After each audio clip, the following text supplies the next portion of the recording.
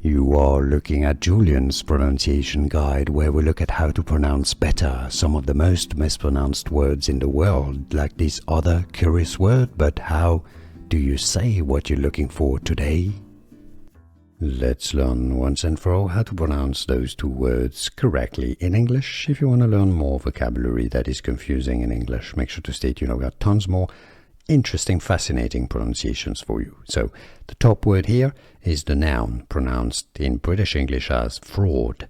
The Americans say it as fraud, all right, but it's the same word. Just remember fraud. Unless you in the US, you can say fraud. Now, the bottom word is the adjective.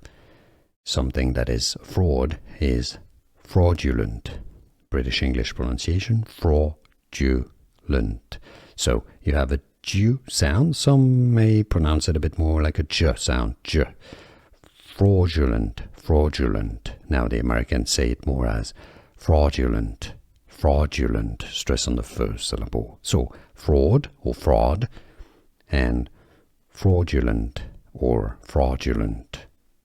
Could you hear the correct pronunciations? Could you understand all of these different ways of pronouncing those words correctly? Let me know in the comments. Was this any useful? Let me know.